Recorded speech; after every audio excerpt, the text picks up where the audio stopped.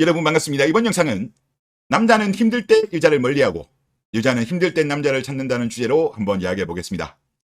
한국의 저출산 문제는 지금 정말 심각합니다. 지금 국가 소멸 위기 상태로 지금 가고 있는데, 그리고 이를 해결하기 위해 가지고 여러 가지 주장들이 나오고 있습니다.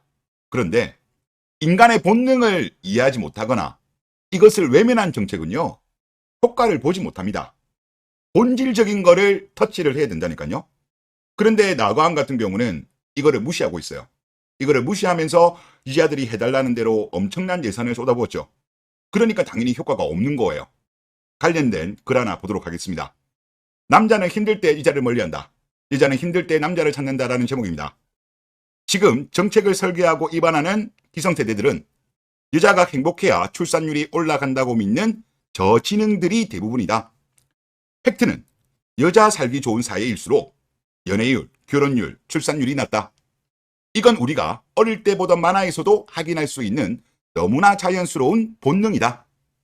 여자 주인공은 힘들 때 남자 주인공을 그리워하지만 남자 주인공은 힘들 때 여자 주인공에게 갑자기 이별을 통보를 한다. 기사를 하나 첨부하셨습니다. 자, 뉴욕대 경영학과 교수 연구진이 재력이 결혼과 출산에 미치는 영향의 보고서에 따르면 스웨덴에서 복권에 당첨된 사람들을 10년 이상 추적 조사를 했다고 합니다. 보고서에 따르면 복권으로 100만 크로나, 약 1억 3천만 원에 당첨된 사람들을 추적 조사한 결과 유부남은 이혼 가능성이 40%가 낮았고 자녀를 가질 확률은 증가했다. 40%면 크죠?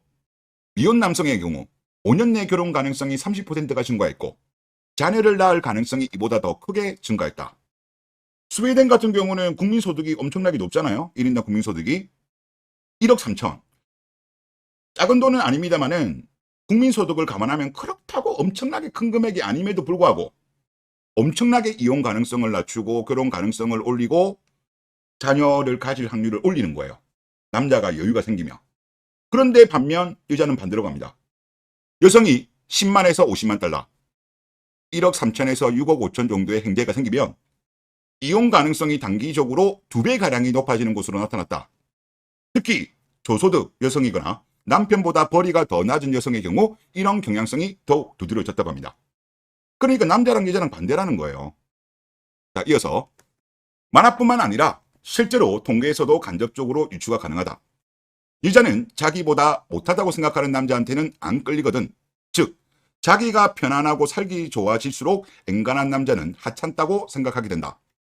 실제로 복지천국이라는 북유럽 역시 출산율이 날이 갈수록 하락하고 있다. 여성복지 혜택을 대폭 확대하고 있는데도 불구하고 출산율이 하락하는 것에 대해서 전문가들도 그 이유를 모르겠다고 하는 중이다. 모르겠다고 실제로 그렇게 이야기하고 있더라고요. 최근에도 계속 들어지고 있습니다. 이유는 간단하다. 여자가 살기 좋은 국가일수록 출산율이 하락하고 남자가 살기 편한 국가일수록 출산율이 증가하는 것이다. 많은 일본 여자들은 한국에서 살고 싶다고 한다. 많은 한국 남자들은 일본이나 해외에서 살고 싶다고 한다. 출산율 데이터로도 확인할 수 있고 본능적으로도 아는 거다. 한국은 여자가 살기 좋은 곳이고 남자가 살기 힘든 곳이라는 것이라는 글입니다. 참으로 좋은 글이라고 생각이 들고, 또 실제 통계를 보면 이게 통계청 사회조사에 나왔던 내용인데 결혼이 부담스러운 이유라는 질문입니다. 그리고 남자 같은 경우는 압도적으로 결혼 비용 44%, 자유로운 삶을 포기한다 30.1, 이게 두 개가 상입니다. 그런데 이자는 달라요. 이자 같은 경우는 자유로운 삶을 포기하는 게 싫다라는 게 결혼 부담을 느낀다는 게 32.3%로 1등이에요. 그 다음에 시댁이 32.1, 다음으로 출산 양육이 16.5, 다음이 결혼 비용 10.8이에요. 그러면 여자 입장에서는 경제적 부담은 크게 안 느낀다는 겁니다. 자, 자유로운 삶을 포기하는 게 1등이었잖아요. 그런데 이거를 강의로 보면 시댁, 출산 양육 같은 경우도 자유로운 삶을 포기하는 거로 놓을 수 있는 거예요. 그러니까 거의 90% 가까이 자유로운 삶을 포기하는 게 싫기 때문에 결혼을 머뭇거리는 겁니다.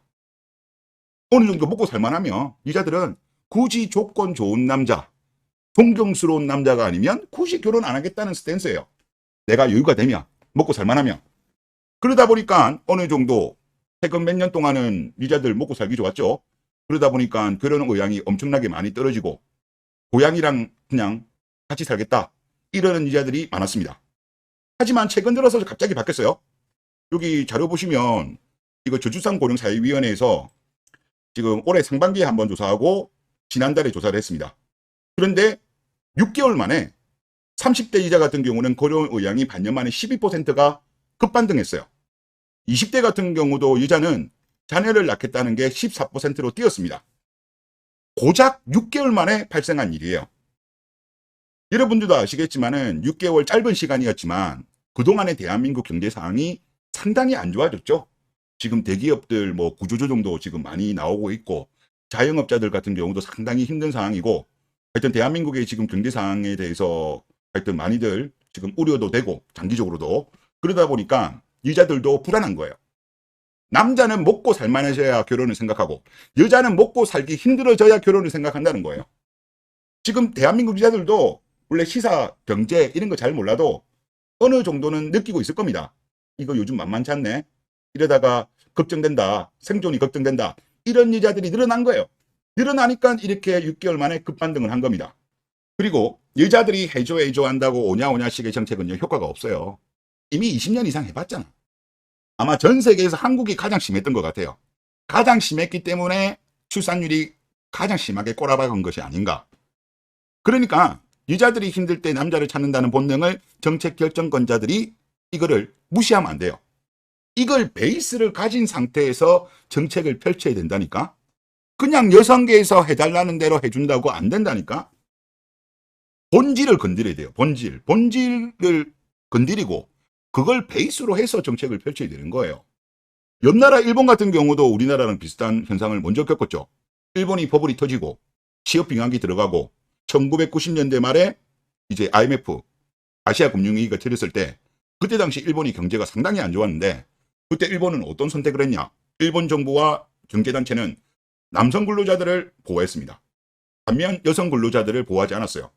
그러니까 일본 여자들이 선택을 어떤 식으로 했냐. 생존의 위협을 느끼니까 결혼의 의향이 올라가 버립니다. 반면 한국 같은 경우는 2000년대 일자리 없는 거는 뭐 일본이나 한국이랑 별 차이가 없음에도 불구하고 한국 같은 경우는 남녀 모두를 선택했어요.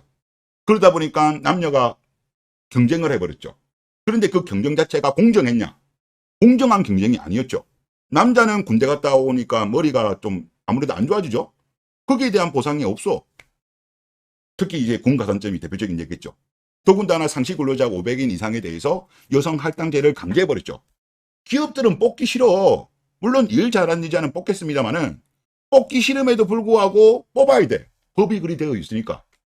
그렇게 되니까 원래는 남자가 가야 될 일자리야 여자들이 가버리니까 이게 밸런스가 안 맞는 거예요. 여자들이 원하는 남자 수가 줄어든 거야. 더군다나 대한민국 K인여들의 눈높이가 얼마나 높습니까?